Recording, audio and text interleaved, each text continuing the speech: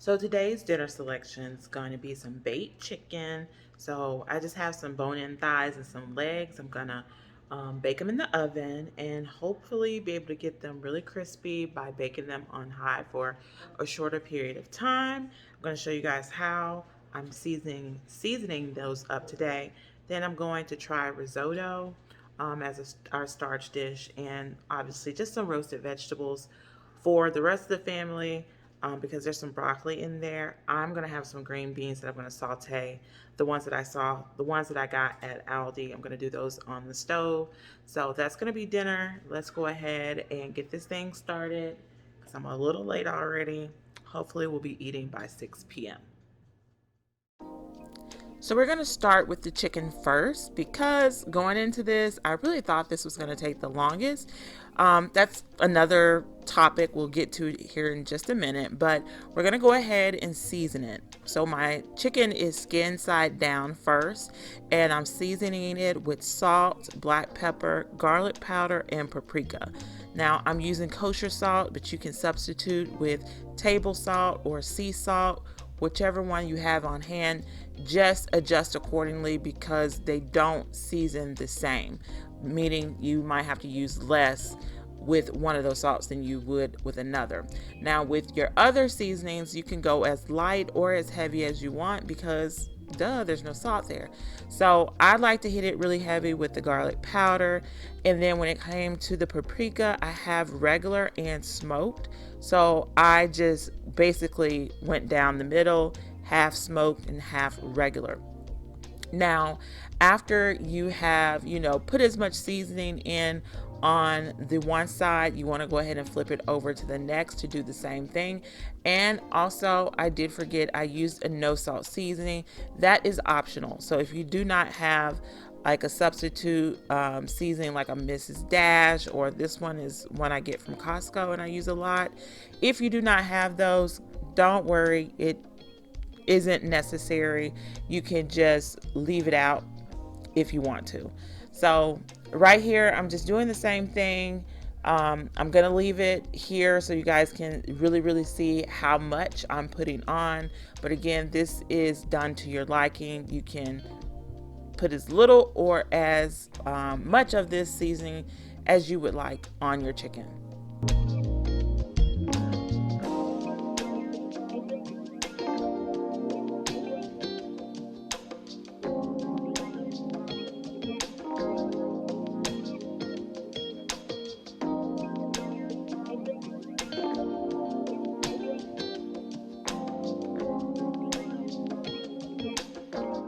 So once you have put all the seasoning on that you would like, now we really want to make sure that it's worked into the chicken. So we're going to give the chicken a little bit of a massage, like massage envy style. So what I did is just sprinkled a little bit of olive oil over each piece of chicken. And just to note, my chicken was patted dry before I put it on this aluminum foil, which is there just for easy cleanup purposes. So yes, you want to go in and you want to make sure that you pat and massage all those seasonings into the skin. I even went underneath the skin on some of those pieces, but make sure that you get all of that extra seasoning that's in the bottom of the pan, move it around, do what you got to do to make sure that your chicken looks like it took a bath in good old seasonings. So once you've done that, and I will say take your time with that, give it as much time as you need. And if you're funny about touching raw meat, just put on some gloves and use that. But as you can see, I don't have that problem. Now, when your chicken is done being massaged, you want to go ahead and throw it in a 400-degree oven, and you want to leave it on the middle rack, not the lowest rack, not the highest rack, because you definitely do not want it to burn since we are cooking this on high heat. So we're going to start, I'm going to start on the risotto. So back there is 4 cups of chicken broth. I brought it to a boil and then knocked it down to a simmer. Here I've got some butter that I've just melted down in the bottom of this pan. Now the recipe which I have, and the recipe which I will link down below, calls for shallots. I don't have shallots, I have onions.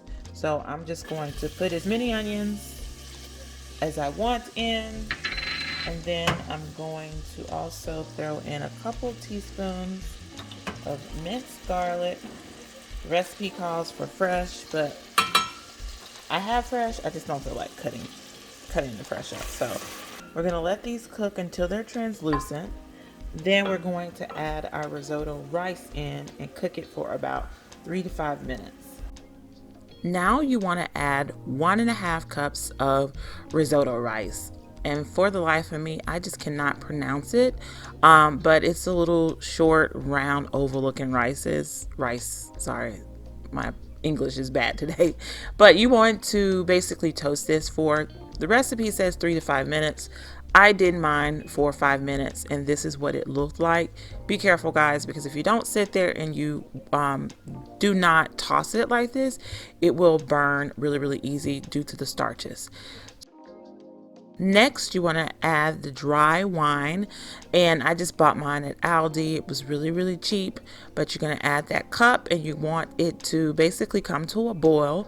And once it comes to a boil, you want to reduce the heat down even further, and then you want to add your chicken stock. You want to add about a cup of chicken stock at a time. Let it cook until almost all of the chicken stock has reduced down, and then you just want to continue that process until basically you have used all of your chicken stock. Now, I'm not going to show the entire process of that because it really did take about 35 minutes, just as long as it took me to actually cook the chicken. So while I'm doing that to the side, I'm going to show you how I made my vegetables. So in a large skillet, I'm just melting some butter as well as some olive oil that I've mixed together.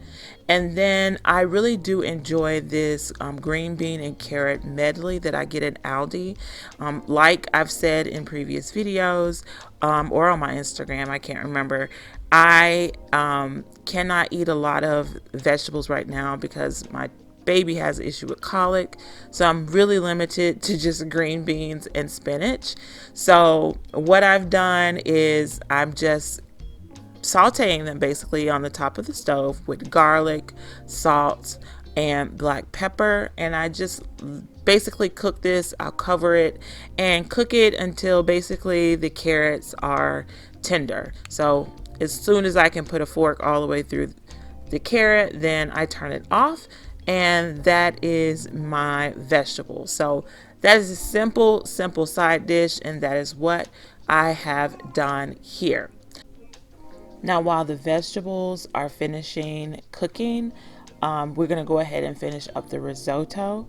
Now, I added the last bit of the chicken stock, and this is what it looks like when the chicken stock has evaporated for the most part. Now you want to go ahead and turn off the stove, or turn off the eye. So at this point, you're just finishing the risotto, and we're adding the Parmesan cheese and the rest of the seasonings. I'm adding parsley, which is optional, so if you don't have it, don't worry about it. But her recipe, which I will link down below, calls for some black pepper, maybe some salt. You'll have to taste it in order to determine if you need to add salt, and just a little bit of paprika. Now, once those have been added, you really just want to give it a good stir just to bring everything together and make sure that the risotto is extremely creamy. So honestly, guys, although the risotto was intimidating to make, it was not hard at all to make. It just is a babysitting process, and it's not fast. So just keep that in mind if you want to try this. You're going to need a little bit of time. But other than that, it was easy and it was delicious. So that's basically it, guys. We had risotto, baked chicken, and roasted vegetables or sauteed vegetables. And it was really, really good and a huge hit. I hope you guys enjoyed the video. Make sure that you like, share, and subscribe, and follow me on my Instagram at Shay's Country Kitchen. Bye-bye.